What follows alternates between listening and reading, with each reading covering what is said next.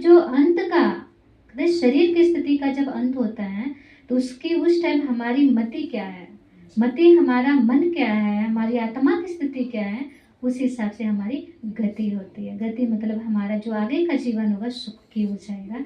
जिससे बाबा कहता है गति तो मतलब गति बोलते हैं, मुक्ति धाम को बोलते हैं, उसी से हमको मुक्ति धाम जाने का रास्ता मिलता है, वही हमारा गति होता है। तो अगर हमारे अंत घड़ी में भी अगर हमारी स्थिति इसी भौतिक की दुनिया में उलझी ही रह जाए, वस्तु में, वैभव में, व्यक्तियों में, तो फिर हमें गति पाने में भी सजा खानी पड़ती है। सजा खाने बाद ही फिर हमें ट्रांसफर होना पड़ता है। बाबा भी कहा है ना कि प्यार से चलो या फिर हाँ, तो ये तो पता ही है, बाबा के बच्चे सभी बैठे हैं।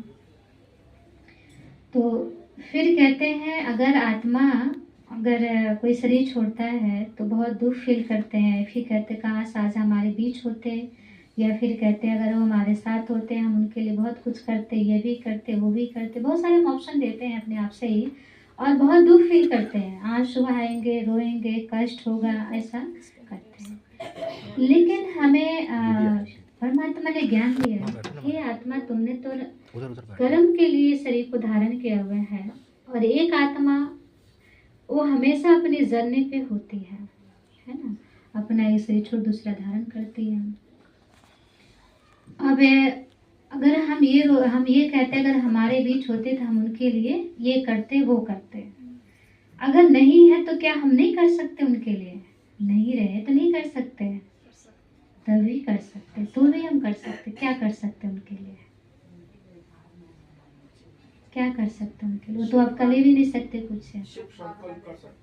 हाँ, जिसके लिए हम सब इकट्ठा हुए हैं यहाँ से। हाँ, तो कहते जब अगर आपके साथ कोई है तो आप उन्हें स्थूल चीज दे सकते हो, वस्तु दे सकते हो, कोई वैभव दे सकते हो, उन्हें प्रसन्न कर सकते हो, खुश रख सकते हो।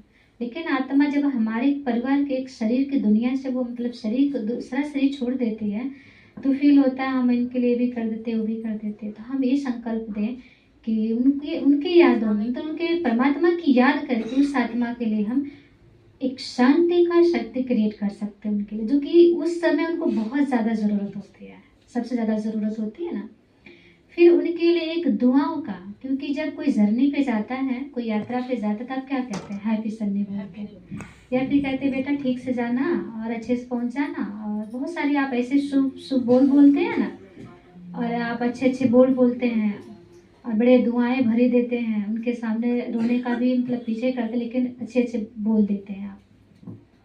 तो इसीलिए जब आत्मा शरीर छोड़ती है तो दूसरा उसका नया जर्नी स्टार्ट हो जाता है। नया जर्नी मतलब दूसरे शरीर में प्रवेश करने का पार्ट हो जाता है।